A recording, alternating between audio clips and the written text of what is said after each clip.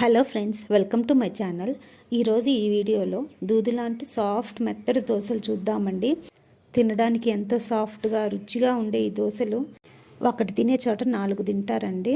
అంత రుచిగా ఉంటుంది. మీకు అలాగే అదే రుచిగా అంతే సాఫ్ట్గా రావాలనుకుంటే ఈ వీడియో మొత్తం చూడండి. చిన్న చిన్న టిప్స్ అవి ఉన్నాయి. ఈ వీడియోలో ఎలా చూపించానో అలాగే ఖచ్చితంగా చేస్తే మీకు అలాగే వస్తాయి. సో ముందుగా ఒక గిన్నెలో దోశ బియ్యం తీసుకుందామండి. అదే రేషన్ బియ్యం అని కానీ అంటారు కదా, వాటిని నేను 2 గ్లాస్ తీసుకుంటున్నాను. ఇక్కడ సోనా మసూరి బియ్యం పనికిరావండి, మనం రేషన్ బియ్యమే వాడాలి. 2 గ్లాసుకు గాను ఒక అర గ్లాసు మినప్పప్పు తీసుకుంటున్నాను.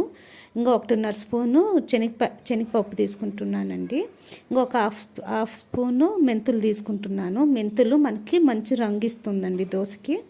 సో ఇవన్నీ బాగా ఒకసారి కలుపుకొని ఒక 2-3 సార్లు బాగా వాష్ చేసుకోవాలండి. చూసారా, ఇలాగా క్లీన్గా వాష్ చేసుకొని మనము ఒక 5 నుంచి 6 గంటలు ఖచ్చితంగా నానబెట్టుకోవాలి. సో ఇందులోకి మెయిన్ ఇంగ్రీడియంట్ మనకి రైస్ అండి. మిగిలిన అన్నము, రాత్రి మిగిలిన అన్నం కానీ వేసుకుంటే చాలా సాఫ్ట్గా వస్తుంది. మనకి స్ట్రీట్లో తినే దోశలు అంత సాఫ్ట్గా ఎలా వస్తాయంటే ఇలా మిగిలిన అన్నం వేసుకోవడం వల్లే వస్తుంది. సో 5-6 గంటలు నానిన తర్వాత చూసారా, మనకు బియ్యం బాగా నానాయి కదా. సో ఇప్పుడు ఇవి మిక్సీ పట్టుకుందాము. ఇవి మిక్సీకి మనకు బరక లేకుండా సాఫ్ట్గా పట్టుకోవాల్సి ఉంటుందండి పిండి. ఇక్కడ మిక్సీ పట్టేటప్పుడు నీళ్ళు మాత్రం ఎక్కువ పోసుకోకూడదండి, పల్చగా చేసుకోకూడదు పిండిని. సో కొంచెం గట్టిగానే పట్టుకోవాలి, అప్పుడే మనకు పిండి అనేది బాగా పులుస్తుంది. చూసారా, ఇలా మెత్తగా పట్టుకోవాలి, ఎక్కడ బరక లేకుండా. సో ఇలా మిగతా పిండి అంతా పట్టుకొని ఉంచుకుందాము.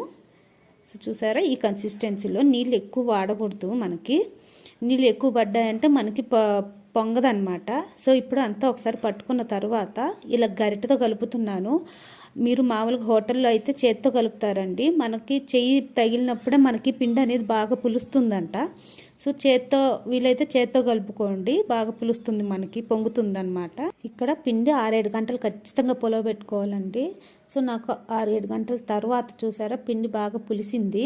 సో ఇలా ఎయిర్ బబుల్స్ అనేవి మనకి ఫామ్ అవ్వాలన్నమాట.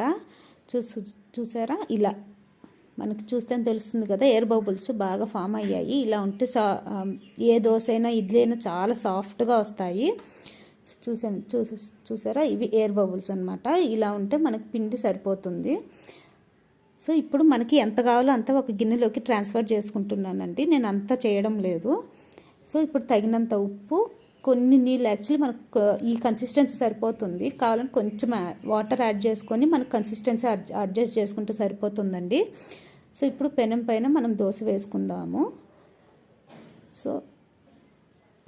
సో ఇలాగనమాట మనకి చూసారా, వేసినమ్మట మనకి ఎయిర్ బబుల్స్ అనేవి ఎలా కానొస్తున్నాయో. సో ఇలా ఉంటే మనకి దోశ అనేది చాలా సాఫ్ట్గా వస్తుందండి. సో అంతే అండి. మీకు కనుక ఈ వీడియో నచ్చుంటే please like, share and subscribe to my channel. మీరు చేసి ఒక లైక్, ఒక కామెంట్ నాకు ఎంతో సంతోషాన్ని, ధైర్యాన్ని ఇస్తుందండి ముందు వీడియోలు చేయను. So please. సో మనకి దోశ రెడీ అయిందండి. ఇలాగే మిగతా దోశలన్నీ వేసుకుందాము. సో చూసారా, ఇలా అనమాట చాలా సాఫ్ట్గా వస్తాయి దోశలు. మీరు ఇక్కడ అన్నం అనేది కరెక్ట్గా సగం గ్లాసే వేసుకోవాలండి, ఎక్కువ మాత్రం వేసుకోవద్దండి. ఎక్కువ వేసుకుంటే మనకి దోశ అనేది మరీ పల్చగా వచ్చేస్తాయి. ఇక్కడ మీరు మెజర్మెంట్స్ కానీ ఖచ్చితంగా కరెక్ట్గా ఫాలో అయితే మీకు ఖచ్చితంగా సాఫ్ట్ దోశలు అనేవి వస్తాయండి 100%. సో మీరు ఈ రెసిపీ ట్రై చేసి ఎలా వచ్చిందో నాకు కామెంట్లో తెలియజేయండి. Thanks for watching. Hello friends, welcome to my channel రేనాటీస్ kitchen. ఈరోజు ఈ వీడియోలో ఎలాంటి వంట సోడా, పెరుగు, ఏమీ లేకుండా మనం స్పాంజీ దోశ చూద్దామండి. చాలా ఈజీగా చేసుకోవచ్చు. అలాగే పిండి అనేది బాగా పులవడానికి, అంటే క్వాంటిటీ డబుల్ అవ్వడానికి ఎలాంటి టిప్స్ వాడాలి అనే దాని గురించి కానీ చూపించానండి. సో పూర్తిగా వీడియో చూసి ఫాలో చేయండి, మీకు ఖచ్చితంగా పర్ఫెక్ట్ దోశ అనేది వస్తుంది. సో ముందుగా మనము 4 గ్లాసులు రేషన్ బియ్యం తీసుకుంటున్నానండి. ఇడ్లీ బియ్యం అయినా సరిపోతుంది, కాకపోతే సోనా మసూరి మాత్రం వాడకూడదు. సో 4 గ్లాసుకు గాను 1 గ్లాసు మినప్పాలు తీసుకుంటున్నాను. అలాగే ఒక 1/4 గ్లాసు శనగపాలు అండి, లేదా 3 టేబుల్ స్పూన్స్ అయినా సరిపోతుంది. అలాగే 1.5 టేబుల్ స్పూను మెంతులు తీసుకుంటున్నాను. ఇవి మంచి కలర్ ఇస్తాయి అన్నమాట దోశకి. ఇప్పుడు వీటన్నిటిని బాగా 3 నుంచి 4 సార్లు కడగాలండి, డస్ట్ పోయేదాకా. సో కడిగి నీళ్ళు పోసి పెట్టుకున్నాను. సో ఇప్పుడు మరొక గిన్నెలో బొరుగులండి, మరమరాలని కానీ అంటారు కదా, ఇవి 1 గ్లాస్ తీసుకున్నాను. 4 గ్లాసులు బియ్యానికి గాను 1 గ్లాసు మరమరాలు తీసుకున్నాను. వీటిని ఒకసారి కడిగి నీళ్ళు పోసి పెట్టుకుందాం దీంట్లో కానీ బొరుగుల్లో కానీ. సో అలా కడిగి అలా నీళ్ళు పోసి పెట్టాను అనమాట. ఇంకొక గిన్నెలో ఒక 3 టేబుల్ స్పూన్ల సగ్గుబియ్యం తీసుకున్నానండి. అది సాబుదానాగా అని అంటారు కదా. వాటిని ఒకసారి వాష్ చేసి మనం బొరుగుల్లో కలుపుకుందాము. సో వీటిని ఇప్పుడు బొరుగుల్లో కలుపుకుందాము. కలుపుకొని వీటిని కానీ ఒక 4 to 5 అవర్స్ ఖచ్చితంగా నాననివ్వాలండి బియ్యంతో పాటు. సో ఇప్పుడు 4 to 5 అవర్స్ తర్వాత చూద్దాము. బియ్యం అనేవి బాగా నానాయి మనకి, చూసారా. సో అన్నీ నానాయి. ఇప్పుడు బొరుగులు చూద్దాము. సో ఇవి కానీ చూసారా, ఇవి కానీ బాగా నానాయి మనకి. ఈ మాత్రం నానితే సరిపోతుంది. సో ఇప్పుడు మిక్సీ పట్టుకుందాము. ఇందులో ముందుగా కొన్ని బియ్యం వేసుకుంటున్నానండి. బియ్యం వేసుకొని మనం నానబెట్టుకున్న బొరుగులు అవి వేసుకుంటాను. ఎందుకంటే అన్ని బొరుగులు తక్కువ ఉన్నాయి కదా, సో టైం కలిసి వస్తుందని అన్ని కలిపి వేసుకుంటున్నాను. సో ఇప్పుడు వీటిని మెత్తగా ఫైన్ పేస్ట్ లాగా గ్రైండ్ చేసుకోవాలండి. చూసారా, ఇలా అనమాట. మెత్తగా ఫైన్గా ఉండాలన్నమాట. ఎక్కడ బరక అనేది ఉండకూడదు మనకి బ్యాటర్లో. బరకుంటే మనకి పొంగదనమాట పిండి అనేది. సో అందుకు వెన్నలాగా మెత్తగా గ్రైండ్ చేసుకోవాల్సి ఉంటుంది. సో ఇప్పుడు మిగతా పిండి కానీ అలాగే గ్రైండ్ చేసుకుందాము. సో ఇలా మొత్తం పిండి గ్రైండ్ చేసుకున్న తర్వాత ఇక్కడ మనము పిండి పైన కొంచెం నీళ్లు చల్లుకోవాలండి. నీళ్ళు అంటే సపరేట్గా ఏం చల్లాల్సిన అవసరం లేదండి. ఆ మిక్సీ జార్లోనే కొంచెం పిండి ఉంటుంది కదా, దాంట్లోనే నీళ్లు కలిపి చల్లాను, అలా వేసాను అనమాట. ఇంకా పిండిని అస్సలు కలపకూడదు. అందులో మనం మిక్సీ పట్టినప్పుడు ఉండే వేడికి మనకు పిండి అనేది బాగా పొంగుతుంది. ఇంకా మూత పెట్టి 8 అవర్స్ మనం పొలవనివ్వాలండి పిండిని. సో 8 అవర్స్ తర్వాత చూసారా, పిండి అనేది క్వాంటిటీ డబల్ అయింది కదా.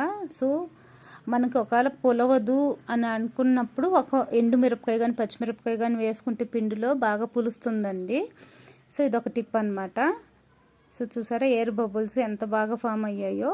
ఇలా ఉంటే పిండి అనేది దోశలైన ఇడ్లీలైన చాలా బాగా వస్తాయండి, సాఫ్ట్గా వస్తుంది. సో చూసారా, ఇలా ఉండాలన్నమాట. ఫుల్ ఎయిర్ బబుల్స్ అనేది ఫామ్ అయ్యి ఉంటే మనకి పిండి బాగుంటుంది. సో ఇప్పుడు మనకి ఎంత కావాలో అంత తీసి పక్కన పెట్టుకుందాము. అలాగే పిండిని ఎలా పడితే అలా కలపకూడదండి. ఒక్క సైడ్ ఒకసారి అలా తిప్పితే సరిపోతుంది, ఒకే డైరెక్షన్లో. సో ఎంత కావాలో అంత పెట్టుకొని ఈ పిండి అనేది మనం ఫ్రిడ్జ్లో ఒక వారం వరకు ఉంచుకోవచ్చు. మనకి వారమైనా ఫ్రెష్గా ఉండాలంటే 2 తమలపాకులు మనకు పిండి పైన పెట్టుకుంటే ఫ్రెష్గా ఉంటుందండి పిండి. ఇప్పుడు మనం తీసుకున్న పిండిలో కొంచెం ఉప్పు యాడ్ చేసుకుందామండి, లేదా టేస్ట్కి తగ్గట్టు.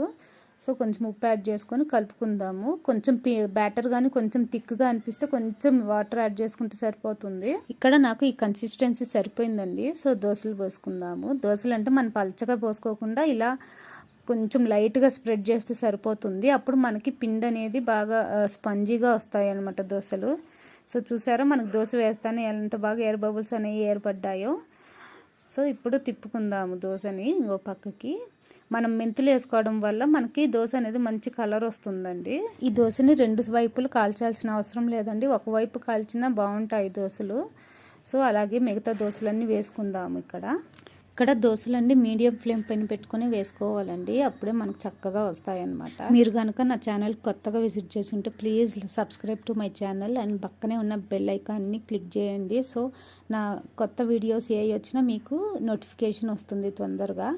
సో చూసారా, మన దోశలన్నీ రెడీ అయిపోయాయి. మీకు కనుక ఈ రెసిపీ నచ్చుంటే please like, share and subscribe to my channel. అలాగే మీ ఫ్రెండ్స్ అండ్ ఫ్యామిలీ మెంబర్స్కి షేర్ చేయండి. మీరు ఒకసారి ట్రై చేసి ఎలా వచ్చిందో నాకు కామెంట్లో తెలియజేయండి. అలాగే నా ఛానల్లో ఇంకా కొత్తగా ఏ రెసిపీస్ చూడాలనుకుంటున్నారో నాకు కామెంట్ చేసి తెలియజేయండి. అలాగే మీ సజెషన్స్ ఏమైనా ఉన్నా కానీ కామెంట్ చేయండి. Thanks for watching. Hello friends, welcome to my channel అమ్మ రెసిపీస్.